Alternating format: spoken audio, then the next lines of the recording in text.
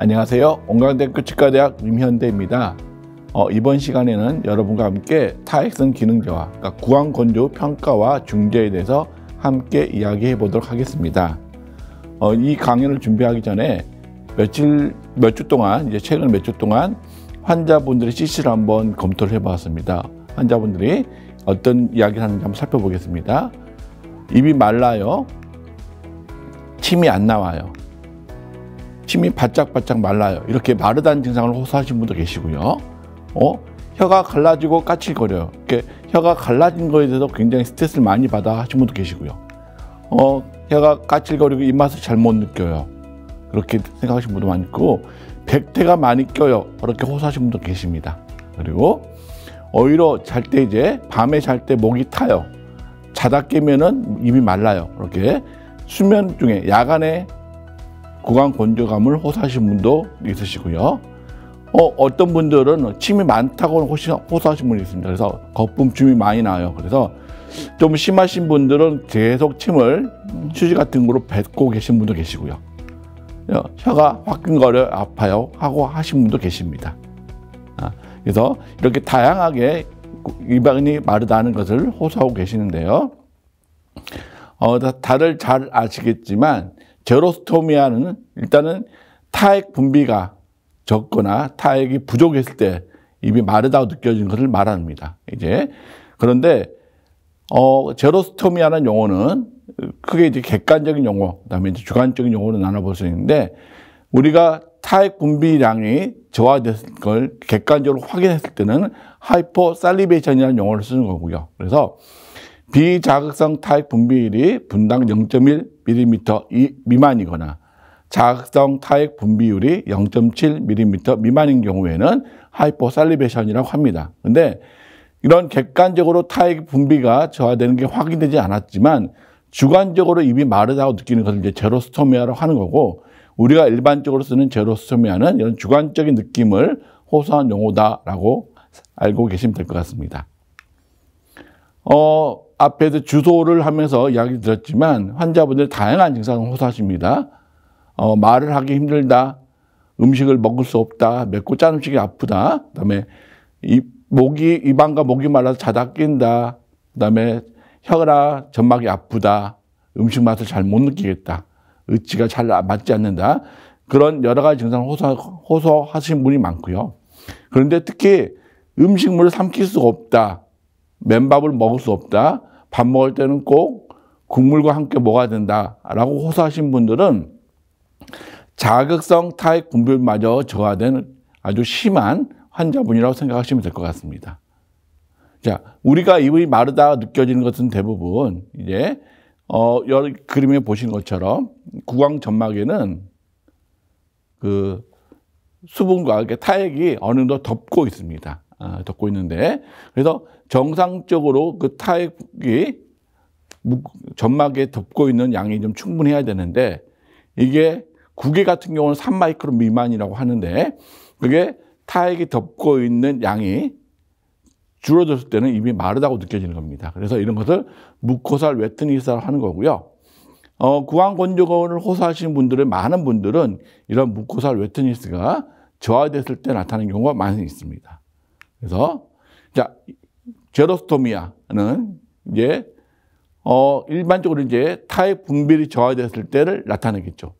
그렇지만 타액 분비뿐만 아니라 전체적 타액 분비뿐만 아니라 타액 안에 수분이 부족하다 보면은 환자분들이 오히려 거품이 많은 침이 나면서 구강 건조감을 호소할 수 있을 거고요. 타액 분비율 중에서도 특히 비자극성 타액 분비율이 저하되는 경우에 환자분들이 좀 더 영향을 제로스토미아를 느낄 수 있는 영향을 주는 것 같습니다. 그리고 이런 것들, 특히 무코살 웨트니스 관련돼서 마이너스 살리바리 글랜드 자체가 특히 영향을 많이 주게 되는 거고요. 그래서 아까 그림 보여드린 것처럼 점막에 덮고 있는 그런 살리바의 두께가 감소됐을 때, 즉 무코살 웨트니스가 감소되었을 때 환자분들은 특히 입이 마르다는 것을 많이 느끼게 됩니다. 그래서 우리가 구강 건조감을 느낀다 했을 때는 주로 무코살 웨트니스가 감소됐을 때, 무코살 웨트닝이 충분하지 않을 때 환자분들은 입안이 마르다고 느끼는 경우가 대부분인 경우가 많습니다.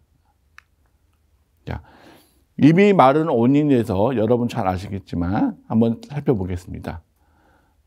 나이가 들면서 입이 마르다 하신 분들은 좀 많이 있습니다. 그래서 연령과 또 관련되어 있고요. 어느 정도 나이가 들면은 타액 분비량이 저하되는 것은 사실인 것 같습니다. 그런데 우리가 입안이 마르다, 드라이 마우스, 제로스톰을 느끼는 것은 나이가 들면서 자연스럽게 나타나는 현상은 아닙니다. 그래서 나이가 들면서 나타나는 필연적인 결과는 아니라고 보는 거고요. 여러 가지 원인들이 있을 수 있습니다. 아시는 것처럼 방사선 치료를 받았다든가 아니면 항암치료를 받았든가 아니면 뭐 본묘라든가 다른 기관을 이식했을 때 나타나는 그런 부작용이 됐을 수도 있을 거고요. 아니면 당뇨라든가 신장질환이라든가 갑상선 기능 항진증이라든가 그렇게 탈수를 일으키는 질환과 관련돼서도 입이 마를 수도 있고요. 타액선 자체에 어떤 질환이 있거나 해도 문제가 생길 수도 있고요. 뭐 쉐거르 신드롬 같은 그런 자가면역 질환이 있다든가 할 때도 입이 마르다고 느낄 수 있습니다. 특히 특별한 이상이 없어도 불안하거나 우울 증상이 심할 때도 연관되어 입이 마르다는 증상이 나타날 수 있습니다. 물론 이제 우울증과 관련된 약물과 관련될 수도 있겠지만 우울증이나 불안 증상이 있다 하더라도 그 증상으로 입이 마를 수 있는 겁니다. 자, 입이 마르다, 구강곤두한다 가장 연관성이 많은 것은 그리고 대표적인 원인을 살펴본 것은 여러 가지 약들입니다. 여기 보이는 것처럼 물론 이제 글씨가 너무 작아서 잘 안 보이시겠지만 이런 안티콜리너리 이펙트가 있는 여러 약들이 뭐 현재는 알려진 게 5천여 가지 넘다고 알려졌는데 그런 다양한 약재들에 의해서 입이 마르다고 느껴지는 거고요. 특히 노년에서 입이 마르다고 느껴지는 것은 이런 환자분들이 나이가 들면서 여러 가지 약물을 복용하고 있기 때문에 특히 더 입이 마르다고 느껴지는 경우가 많은 것 같습니다. 그래서 일단은 우리가 이런 구강곤두증 환자를 봤을 때는 약물 관련돼서 어떤 약을 먹고 있는지 확인을 하고 좀 이제 필요하다 그러면 대치를 해야 되겠지만 그걸 먼저 확인해야 되겠습니다. 간단하게 요약해 보면 입이 마르다는 것은요, 우리가 타액선에서 아시나셀이 선포해서 이제 여러 가지 뮤신이라든가 효소라든가 이렇게 물이 섞여 나가면서 침이 분비가 돼야 되는데 방사선치료를 받거나 아니면 쇼그론 증후군 같은 자가면역 질환이 있어가지고 아시나셀 자체가 파괴되면은 침이 마르겠죠.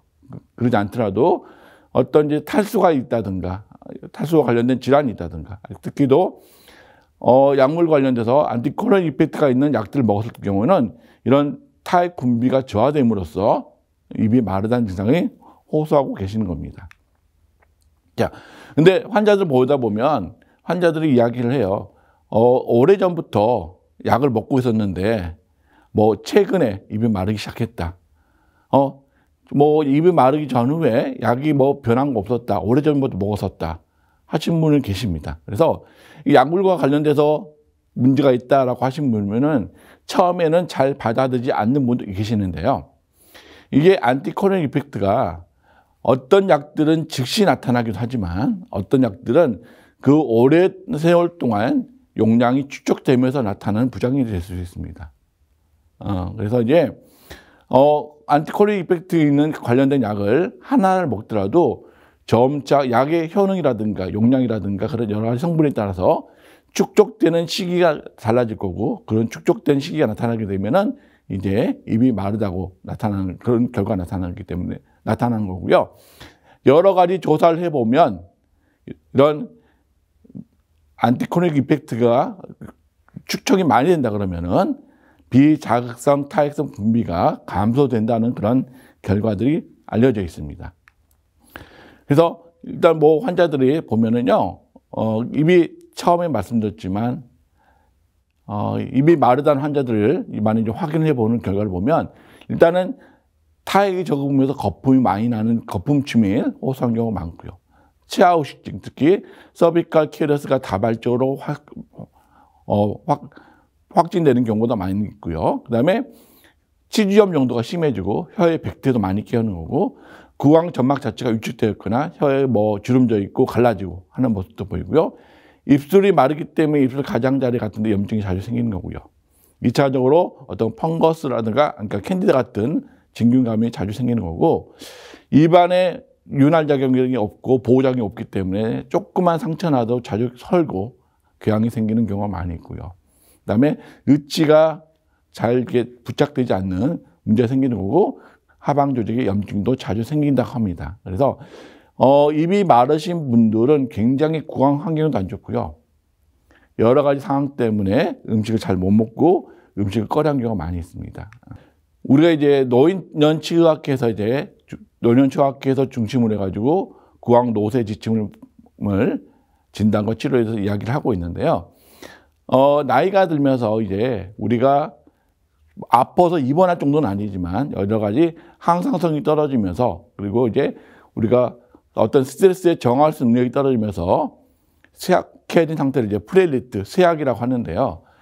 그게 이제 일단은 잘 못 먹고 영양이 부족하니까 생기는 건데, 입이 마르다 보면은 방금 전에 보여드렸던 슬라이드에서처럼 환자분들이 전체적으로 시력이 떨어지고 입맛도 없고 하는 경우가 생깁니다. 그래서 어른들의 건강을 살펴볼 때는 반드시 타액 분비, 타액 양을 좀 평가를 해보도록 권고를 하고 있고요. 환자분들이 입맛도 없고 밥을 못 먹으니까요, 사회생활도 꺼려지고 그래서 활동이 많이 중단되는 그런 상태가 야기되곤 합니다. 그래서 일본에서 연구된 결과이긴 하지만은 피지컬 프레이트, 우리가 신체적인 쇠약과 구강 건조증은 굉장히 밀접한 관계가 있다고 하고요. 피지컬 프레이트의 주요 예측 인자로서 제로스토미아가 있다라고 이야기하고 있습니다. 그래서 구강 건조가 심한 환자들, 구강 건조가 있는 환자들은 앞으로 어떤 피지컬 프레이트가 발생할 수 있는 위험 요소이다라고 확인되고 있습니다. 그래서 우리가 적극적으로 구강 건조증 환자들 갖다가 진단하고 관리할 수 있는 능력을 키워야 되겠습니다. 여기 보시는 것처럼 입이 마르다 보니까 점막에 치아에 여러 가지 문제들이 많이 생기는 거고요. 입이 마르다 보니까 삼키기도 어렵고 먹는 게 힘들어지고, 그리고 발음도 어려워진 경우가 많이 있습니다.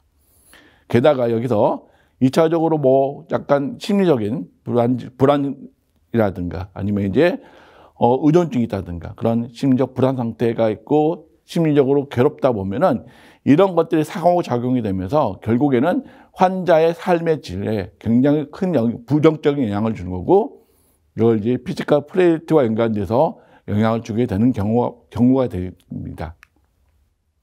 그래서 이제 일단은 타액을 평가하는 방법을 살펴보겠습니다. 우리가 전통적으로 타액 평가하는 방법은 일단 침을 뱉어내는 거죠. 5분 내지 15분 정도 일정 시간 동안 침을 뱉어내서 얼마나 침이 많이 나오는지 확인하는 겁니다.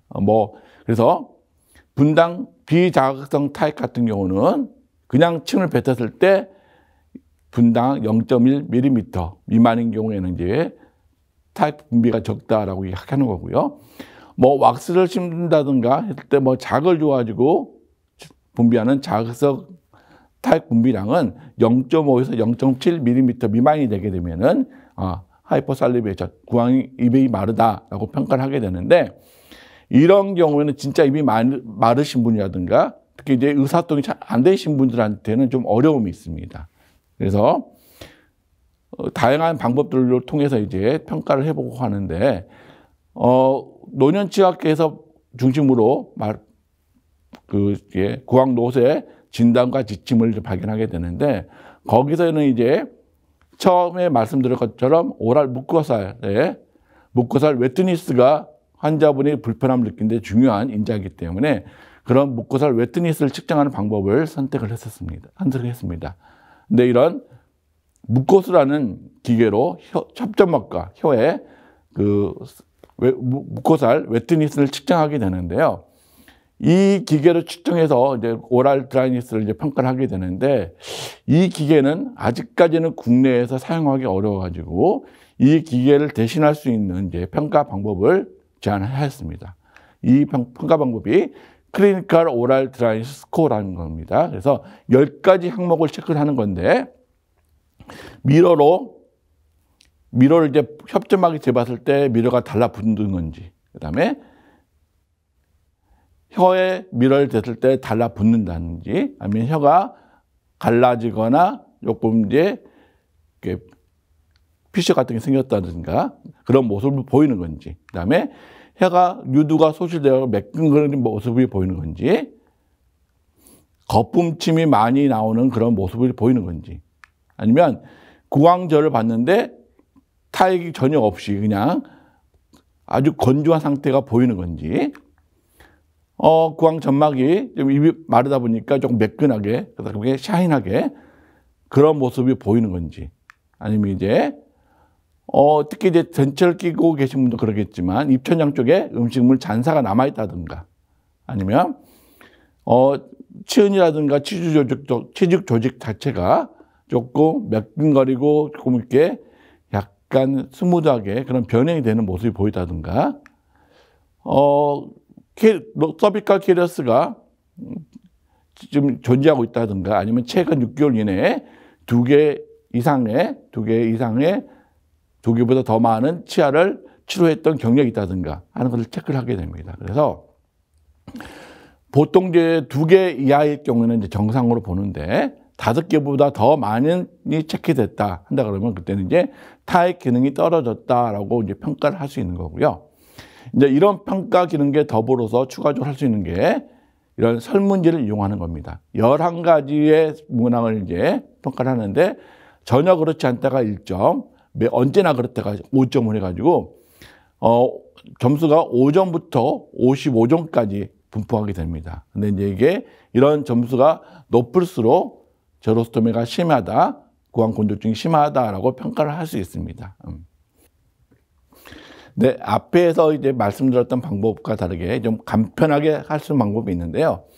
이제 뭐 이거 꺼즈를 씹어서 이제 거기서 이제 침이 분비되는 양을 측정하는데, 그래서 측정하기 전과 측정하기 후에 무게의 양을 변한다든가, 이 그림처럼 그냥 코튼을 혀에 올려놓거나 구강제에 올려놔가지고 전후에 무게를 비교해서 평가하는 방법들이 있는데, 이런 방법들은 어떤 코튼이라든가 꺼지의 성상이라든가 그런 매질에 차에서 수분의 흡수 정도가 다르기 때문에 아주 정확하다고 볼 수는 없지만 우리가 쉽게 간단하게 평가해 볼 수 있는 방법이기 때문에 한번 소개를 해드려 봤습니다. 이런 구강 건조증을 평가를 하게 되면 관리를 해야 되는데, 다들 아시는 것처럼 아쉽게도 뭔가 이렇게 확실하게 치료할 수 있는 방법은 별로 많지는 않습니다. 우리가 이제 환자를 받을 때, 입이 마르던 환자를 받을 때 적극적으로 좀 관리하고 하는 관점에서 필요한 건데, 일단은 불필요한 약은 약 때문에 먹는 게 많기 때문에 특히 노인들이 먹는 약들은 조절을 할 필요가 있습니다. 그래서 불필요한 약을 삼가하고 줄이는 거, 그 다음에 관련된 약을 다른 약으로 대체할 수 있으면 대체하는 게 먼저고요. 그 다음에 이제 특히 이제 뭐 술은 안 드시겠지만, 안 드시더라도 우리가 일상 약국에서 파는 그런 마우스오프, 가글젤 같은 게 대부분 알코올 성분이 많이 들어있습니다. 그러면 알코올이 증발되면서 탈수가 더 가속화되기 때문에 오히려 안 좋은 영향을 주는 거고요. 흡연이라든가, 그다음에 이제 카페인이 많이 들은 음료 자체도 조금 입을 많이 마르게 할 수 있습니다. 그리고 구호흡이 있다면 한다면은 좀 조절을 해야 되겠죠. 그래서 입이 마르다 하신 분들한테는 이제 물을 많이 먹게 하는 방법인데, 대부분 환자들은 물통을 가지고 다니고 하십니다. 근데 이제 그냥 물을 벌컥 마시는 것보다는 그런 무코살 웨트니스를 조금 더 도와주기 위해서 저 같은 경우에는 한 번에 마시지 말고 조금씩 머금고 있다가 천천히 삼키도록 유도를 하고 있습니다. 그리고 식사 후에는 음식물 잔사 같은 게 많이 남아있기 때문에 입을 헹구는 것을 조금 권유해드리고요. 특히 이제 저녁에 주무실 때 입이 마르다 보니까 주변에는 침실에서는 뭐 가습기를 틀어놓는다든가 아니면 물을 옆에 두고 있다든가 하면 조금 더 불편함을 좀 덜 해줄 수 있을 겁니다. 그리고 시중에서 팔고 있는 타액 대치제라고 하기는 좀 타액을 완전하게 대체할 수는 없지만 타액의 그런 이제 조금 완충 작용이라든가 약간 윤활 작용을 할 수 있는 그런 제품들을 사용해 보는 것들도 추천해 볼 수 있습니다. 제가 조금 이제 다는 알 수는 없지만 이제 국내에서 판매되는 것들을 이제 인터넷 찾아보니까 이러한 제품들이 있습니다. 스프레이 형태도 있고 젤 형태도 있고요. 그래서 환자들한테 조금 더 대체 용품으로 입이 마를 때 사용하도록 하고 있습니다. 그 다음에 이제 타액 분비를 촉진시키는 방법들이 있는데, 껌이나 설탕을 먹게 되지만 대부분 사탕이 들어있으면 오히려 마르다는 느낌이 심해지고, 치아 후식도 더 증가될 수 있기 때문에 설탕이 없는 그런 자일리톨 같은 껌이라든가 사탕을 먹는 것을 권유해야 되는 거고요. 그 다음에 이제 이런 자일리메틸 같은 보이는 이런 성분들은 입안에 부착을 시켜놓고 나서 그게 조금씩 천천히 녹아서 조금 이제 그런 입안에 촉촉함을 제공해 주기 때문에 특히 밤에 마르다고 하신 분들한테는 도움이 될 수 있을 것 같습니다. 그리고 이제 타액 분부의 약이라고 알고 있는 여러분 이제 콜리지 이펙트가 있는 약들인데, 필로카핀이 다 아시는 것처럼 뭐 살라겐이라는 상품명도 있고 필로겐이라는 상품명도 있습니다. 이걸 이제 보통 이제 살라겐이 지속되는 시간이 복용하고 나서 한두 시간 정도, 두세 시간 정도 지속된다 하기 때문에 이제 식사 전에 환자분들한테 복용하도록 권유를 하고 있고요. 그런데 이것은 보통 3개월 이상 먹어야지만 효과가 있다고 보고 있습니다. 대신에 근데 환자분들이 이런 필로카핀을 먹었을 때 오히려 땀이 많이 나거나 눈물이 많이 난다고 해서 오히려 복용을 끝까지 못 하신 분도 계시고요. 특히 어떤 콜리너릭 이펙트가 강하기 때문에 녹내장이라든가 천식이 있는 분들한테는 금기 사항입니다. 근데 우리나라에서는 아직까지 그 방사선 치료나 쇼그로 신드롬만 보험으로 인정되기 때문에 그 외에 대해서는 조금 사용이 어려울 수도 있습니다. 세미메린 같은 경우는 M3 리셉터이제 스페스펙하게 작용하는 건데 아직까지는 국내에 시판되지 않고 유럽에서는 사용하고 있는 걸로 알려져 있습니다.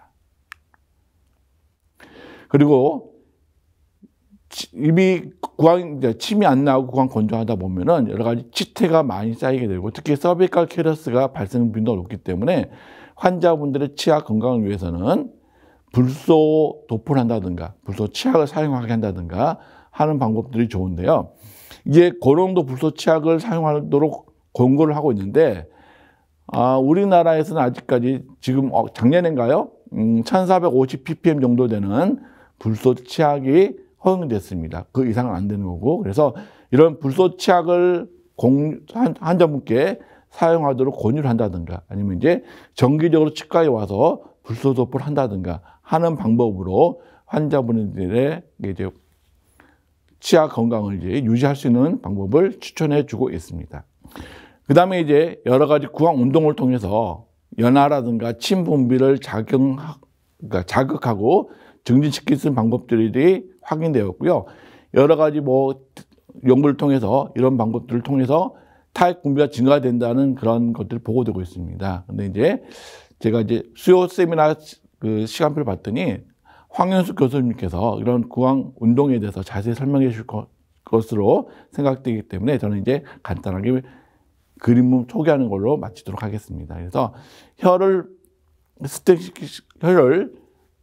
입안에서 이렇게 스트레칭 시킴으로써 구강 운동을 시킴으로써 타액 분비율이 증가됐다는 보고들이 많이 있기 때문에 환자분들한테 교육을 함으로써 조금 더 나은 삶을 유지할 수 있을 거라 생각됩니다. 우리가 적극적으로 환자분을 관리하고 한다 그러면은 이게 불편함은 조금 더 완화시킬 수 있을 거고요. 환자분 증상을 완벽하게 깨끗하게 할 수는 없겠지만 우리의 적극적인 관심으로 환자분의 삶의 질이 조금 더 나아질 수 있을 거다 생각되기 때문에 적극적인 관심과 관리가 필요할 거라 생각됩니다. 이상 마치겠습니다. 감사합니다.